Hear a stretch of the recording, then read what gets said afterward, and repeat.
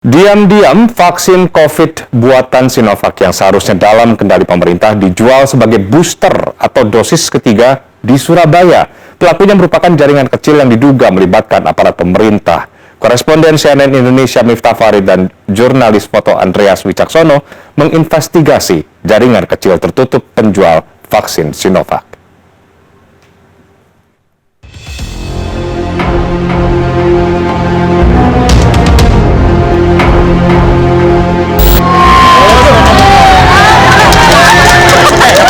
Di Indonesia, vaksin COVID-19 merupakan barang publik terbatas yang dikelola pemerintah. Vaksin booster atau dosis ketiga sampai saat ini masih diperuntukkan bagi tenaga kesehatan. Sedangkan vaksin booster untuk masyarakat umum diputuskan diberikan pada 12 Januari 2022. Namun sebuah sindikat di Surabaya malah menjual vaksin merek Sinovac sejak November 2021 untuk booster. Jaringan ini menjual dosis ketiga merek Sinovac seharga Rp250.000. Dari investigasi CNN Indonesia, ada dua sindikat penjual vaksin Sinovac, yaitu jaringan yang dikelola YEZ dan DA. Pembayaran dilakukan dengan transfer ke rekening bank atas nama mereka.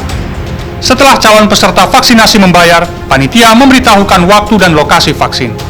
Jaringan ini melayani vaksinasi hanya untuk kalangan terbatas. Dari suppliernya juga nggak mau, nggak bolehkan untuk komunikasi, cuma orang sendiri aja.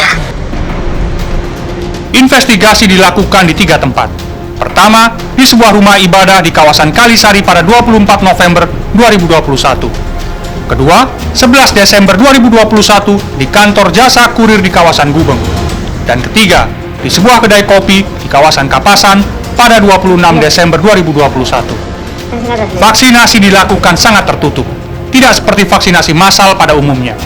Seorang peserta menceritakan pengalamannya. Yang aneh pertama itu tempatnya. Tempatnya itu salah satu jasa pengiriman barang. Itu nggak, saya sempat bingung. Saya nggak ada banner, nggak ada orang yang ngarahin, sepi. Panitianya saya tahu waktu itu 2-3 orang. Itu pun pakai pakaian bebas, bukan pakaian yang ya kayak tadi, nggak ada yang pakai satpol pp, Linmas atau dan kesehatan, nggak ada. Jual beli vaksin booster yang digelar YEZ dan DA sama sekali tidak sesuai petunjuk teknis vaksinasi COVID-19 dari Kemenkes.